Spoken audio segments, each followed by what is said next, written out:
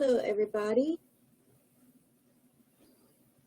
We are going to talk about study.com.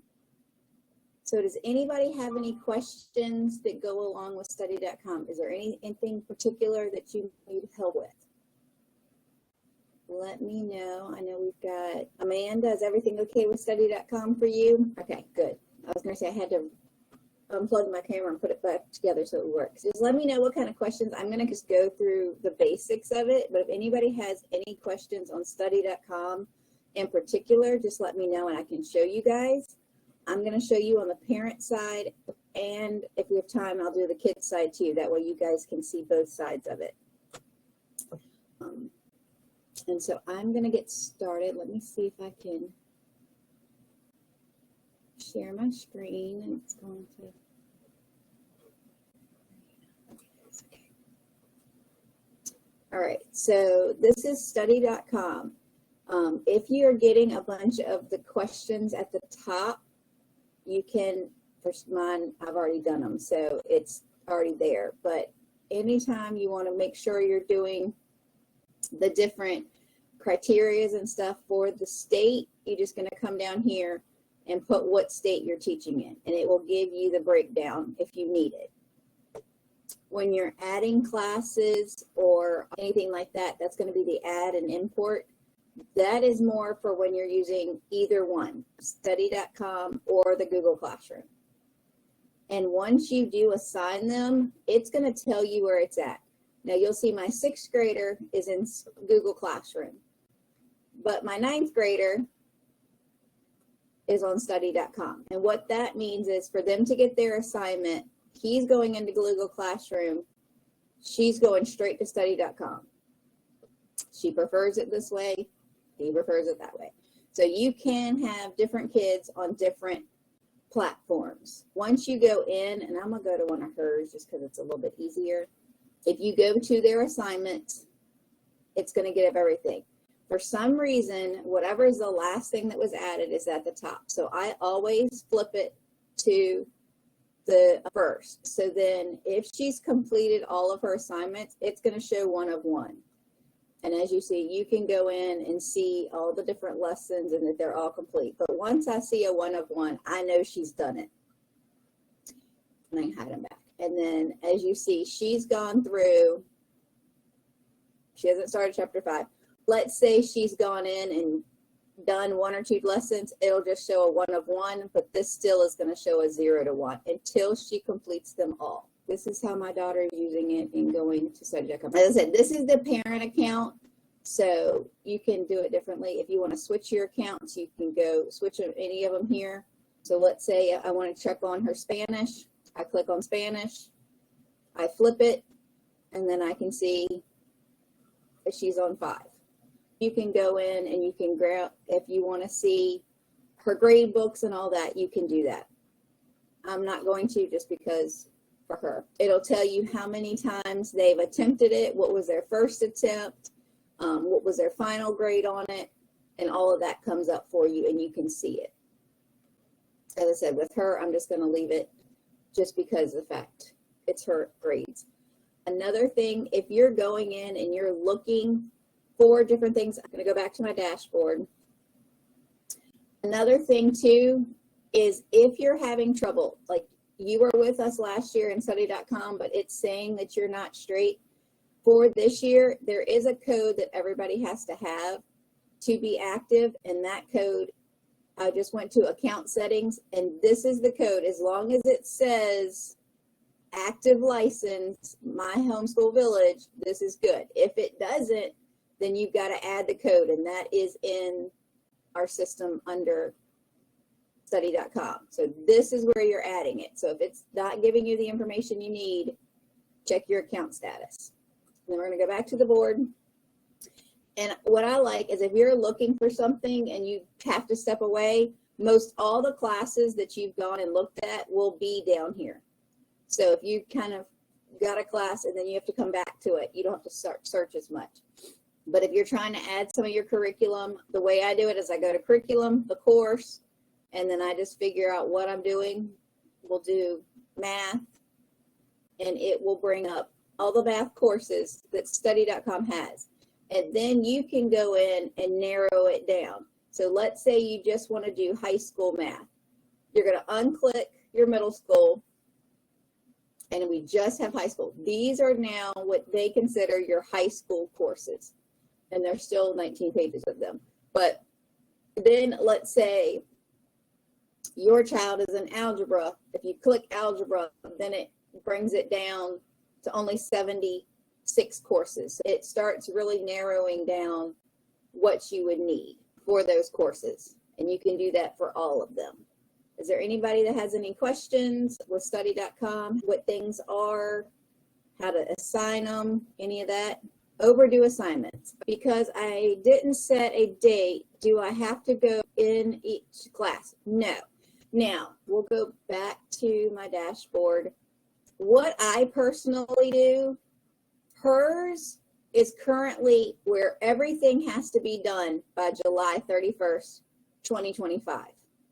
Now, let's say you decide you didn't do that. They can still take the class. Now, where it differs is on the grade book that you download for possibly your recordings for the state. It'll just say they completed them late. But you can go in anytime and change this date, and it automatically changes it. So it is a little more difficult because you kind of have to do each either chapter or whatever. But when you assign them, you can assign it for, I want to say it's a year in advance, nothing more than a year. But you can change them. They can still get into it. If it's past due, they can still do the assignments. It just shows that they completed it past the due date, which is not a big deal. So it doesn't take any points off. It doesn't mess with the system. But that's why a lot of times when I'm assigning a class, I will actually do the due date for a year in advance. We do have to report to a state here in Virginia. So our reporting date is August 1st. So I always put it the last day of July, and then she's good to go. And usually she has hers done way before then. But that gives me some time to fluctuate. But yeah, your due date, it means something, but it just in the recording side of it. It doesn't take any points from them. It doesn't mess with anything. They could still get in and take a class after the due date. But if you want to go in and change it, all you got to do is hit the little pencil, change the date, and do it. I'll show you. We'll go to a course we don't have in here. We'll do that algebra class. Oops. We just want algebra. So let's say you want to assign this one. We'll do algebra 1. I view the lesson, and then I am going to assign this course. You're going to already have your class set up. This is the date that you're putting it into their paperwork. This here is a week out. So what I do is I do here, and you can go in and you can change to 2025. Let you go to the 30th of September. So you can go and put it here, and then when you assign it, it's going to have all your due dates are going to be September 30th for this algebra class. So if you've got a student doing it on their own and you don't have to really give them a due date, you can go in and just give them that whole year to do it, and then they just whittle away at their assignments. Does that answer your question, Sonia, or do we have any other questions? All right. Yeah, I really enjoyed that, and it was easy to help my 2 kiddos navigate. Yeah, and I was going to say, that's the easy part is going in, and as I said, let's say you've got it even in study.com. I'm going to go back here, and I'm going to go up to my dashboard. With my son's, his is actually set in the classroom, and I think this is not the classroom, but he hasn't started this one yet. But let's say his other one at the end, we changed his class with this one, but how he started it, this is our Spanish class. But let's say I want to go in, I don't know why it took me to Spanish. Let's go to another one, 6th grade English. There we go.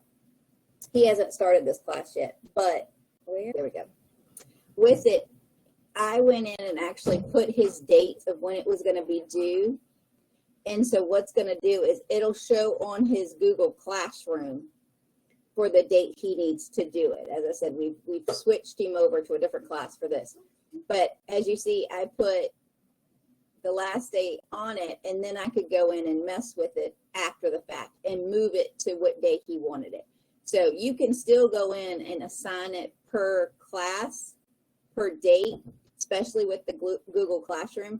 And what I do is once I move something, I just hit sync Google Classroom, and it's automatically going to upload or basically put anything of my changes from study.com into Google Classroom. And it'll take it a second. But that is a way that if you go in and you assign it per date, so if you've got a child that you need to say, okay, on Monday you're doing this assignment, you can go put that date in and then sync it up, and then they can do it. As I said, we were having him do one a day, and then we changed his course. But that's an easy way of doing it. So none of your dates are really set in stone. You can change them, you can update them, you can take a whole week off and just move all those classes to a different day. It's all flexible to you. And as I said, all of ours we just have at the end of July because I'm in Virginia and we do have to record. So all I do at the end of the year is download their grade book.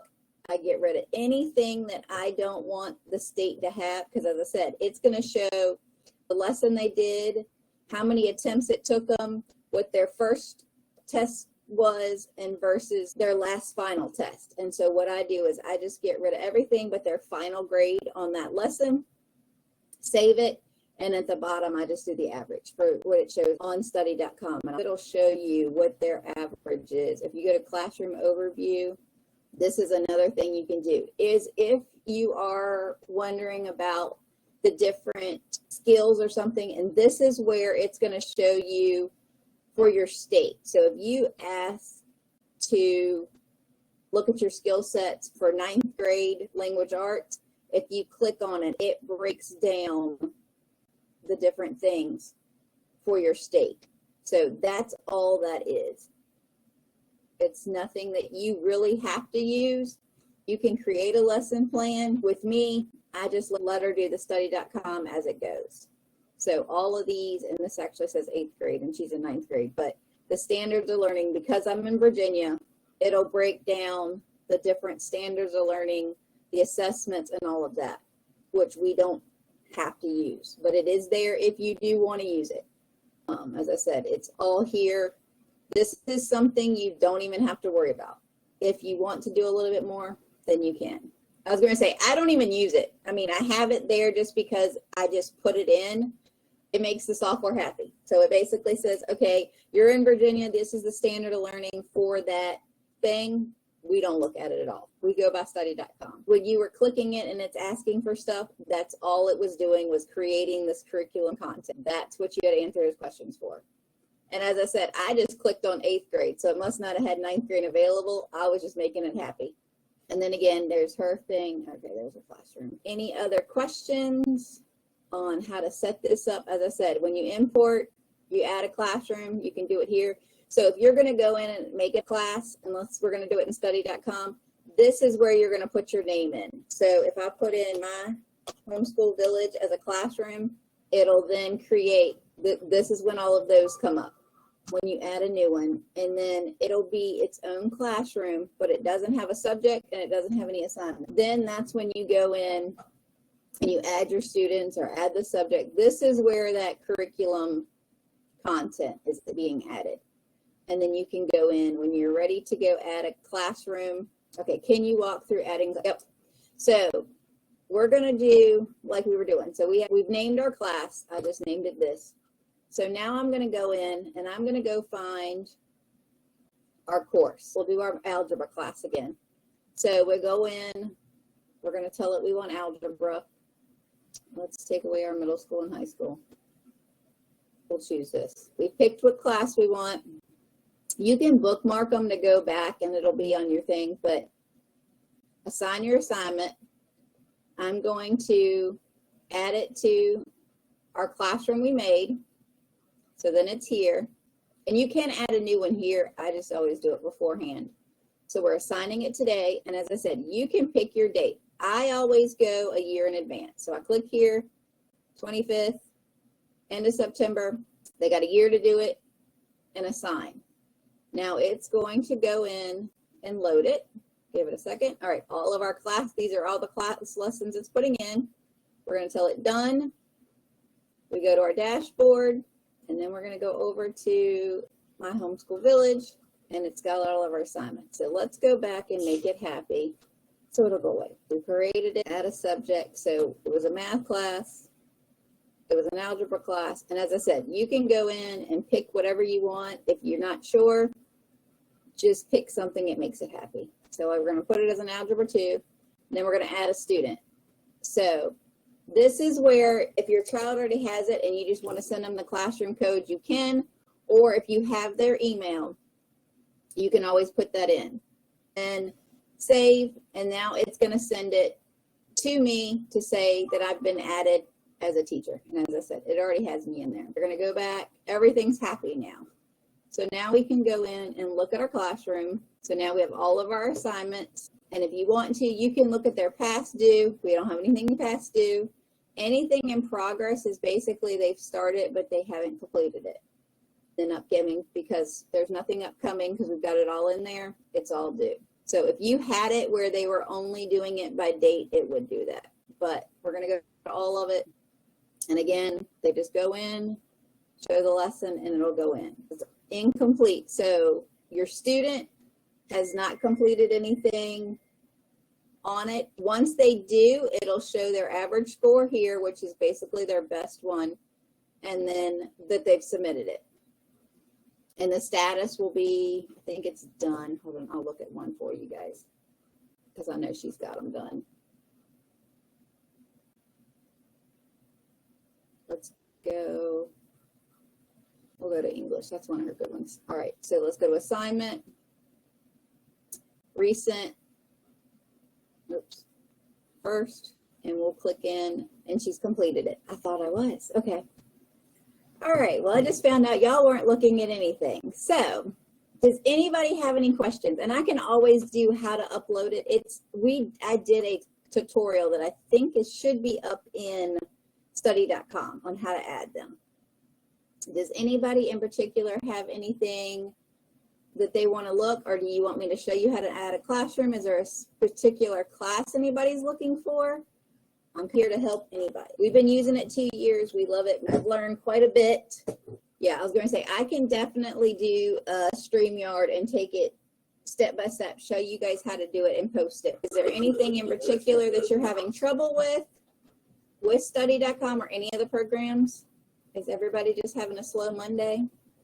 I was going to say, I will definitely do a StreamYard, how to add a classroom. Do you guys want to see it on the student side, or, as I said, is there a particular class you're looking for? And Sonia, and that I'm going to say, the first month that's what all I do is play with dates. So yeah, as I said, it's easy. If he's in Google Classroom, just make sure you hit sync, and that way it goes over there.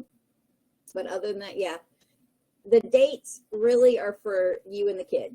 They're nothing. It will, if you had it for they would do it the first week of September and they hadn't done it, they still can complete those classes. It just marks that they submitted it late. So they can still get into them and you can still look at them. If you have a child that you have to kind of walk through what they have to do each week, then you can go change it anytime. And as I said, you can go in as late as a week before it's due and change the date. So, I mean, even the day of it's due. So, any questions? You're good with study.com. I was going to say, if there is a section on study.com that you don't want, we're on study.com, the kids just don't like seeing overdue and they feel like they're behind. Hey, I understand, Sonia. Yep, that's why my daughter gets it a whole year to complete it. We set hers up right in August and she has until July because she's the same way. So that's why I put it way in advance and let her just go through. She knows in her mind how many she has to do to finish when she needs to. If your child is one of those ones that really enjoys doing the schoolwork and you put a goal of when it needs to be done, set those dates far out and you'll be good. But as I was saying, if there's a class, like there's a section you guys don't want them to do, especially with your older middle school, high school, they have different books they have to read. If you don't want them to, you can take a full lesson out of study.com on their side. So let me see if it'll let me share again, just to make sure. I'll make sure it's sharing with you. I'll mess with his English. So let's say, I want to say okay, yeah. Let's say we don't want to do data and status of probability.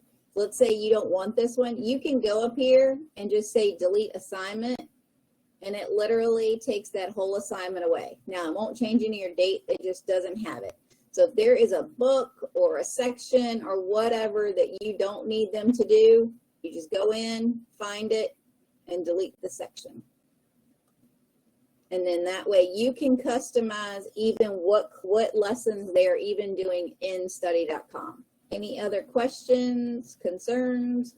Want to see the kids side of it? I was going to say, I'm pretty sure I have the kids' logins on here so I could get into them. If not, she's not far to get me in it. But yeah, I can definitely do a walkthrough to show you guys adding them. If you ever have trouble finding a class, I go in and search, especially with our co-op classes. With our art classes and stuff, I'll go in and pull some of the lessons for the kids. So you can go in and find art stuff. You can do any of your stuff is in here. As I said, there's so many courses. Don't get overwhelmed.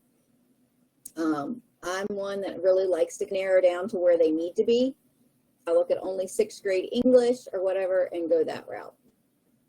So you can customize your search quite a bit on there.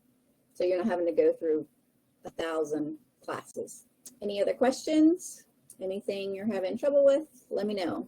For most of us, we use this as majorly our high school. Middle school, you can use some of it, but for the younger kids, unless they're really into watching videos and doing it, we use the other program. So this is more of your high school. This is what we're using definitely for my high school student, just because that way we can get her transcripts, stuff like that, and submit it for the state. Do we have any other questions, any other programs you need? As I said, I'll do a separate video and upload it in there so you guys can go back on how to go start to finish on uploading them. But it seems like the crew we got here today is using study.com and doing good. If nobody has any questions, I am going to head off. I will do that video, and that way we're showing you guys how to do it in case you need to. No problem, Tony. I was going to say, this study.com is a big program with lots of classes, so knowing how to use it to your advantage is a good thing. You can go in and customize each class. Can you ask about Minecraft? Sure. What kind of question do you have on Minecraft? What kind of Minecraft questions do you have? We do it Monday, Wednesday, Friday. We have 2 different classes. We have our 6th and under, and then we have our 7th and older. I've got the kids set up. How do I log into the Zoom? All I do is I go to Zoom itself and log into my Zoom account or the kids' Zoom account. And then I will go on to Mighty Network, click into that group, show you. Okay, you guys are seeing it because it's now up on top. So if you have a younger one, you're going to click on here. And you go to events, or actually it's a top post. There is your Zoom link for 6th grade and under. For our older kids, their Zoom link is under their tab. This is the one that we've been using. It should be the one under events, but they're telling me it's not, so I've got to play around with it again. But that's how you, basically, I just log into my Zoom and have it as one of my tabs, and then I just click on the link and it takes me straight there. Does that help you? If you have trouble while you're doing it, 9 times out of 10, I have Mighty Network up. So if you just want to message Ann Taylor, which I'm the one that's posted most of the time on the top, you can message me and I can help you out too. Because I usually have Mighty Network up and our Zooms up. My daughter is the one overseeing the high schoolers. She's in the room with me. So if we have any issues that getting on or whatever, she just says, Mom, come help them. So we're here to help. Message us. We can definitely get you on. Because they love their Minecraft, let me tell you. Okay, sounds good. Kids' schedule changed. They might be able to make it today. Going to try again. And two, you guys, if let's say you've got something to do, but you can hit the last hour, we do it for 2 hours. They can come for 15 minutes or whatever and leave. They can come and go anytime through the time frame. We do it from 4 to 6 Eastern Standard Time, and we let them in. Some will actually come in, say, I got to go eat dinner, go eat, and come back and play. So they can come and go as they need to. It's not where they have to be there at 4 o'clock. If we're doing a bunch of stuff and I don't see the thing, then they have to wait a second to be let in. But I typically have all of our screens up that it shows me when they pop in. And I've got the notifications up. So we let them in and out. We've got some will come in, but they got to leave for practice. And then I've got other ones that just come to the back end because they've got other things. So Minecraft is open. We let them in at any time. We'll get them in, do whatever we need. If y'all are having trouble getting in, message me on Mighty Network. 9 times out of 10, it alerts in my phone, and it also alerts on the computer. So we can definitely get you guys in and let them play. In the next week or two, the bigger kids, we're going to do some challenges where we send information out for them to do so they can do information on the world. And we're going to try to do some little stuff with the little kids too, because Minecraft education has a lot of pre-set up challenges and tasks and stuff. So we're going to start doing that, because I know a couple of the parents for the bigger ones, we've talked to a couple of them, and I'll send out kind of information on it first so we can tie in some of their challenges. We're trying to make it as educational as we can, but it's a good place for them to meet up, talk. They have made so many friends. It's great. And they ask for some of the kids. If they haven't been there, they ask where have they been. So any questions that help you on Minecraft? Okay. All right. Well, I'm going to go and grab some lunch before we have our start our co-op classes. And again, I'll be on tonight for Minecraft. So definitely, if anybody's having trouble, message me in here. We can definitely get you straight. Y'all have a great day.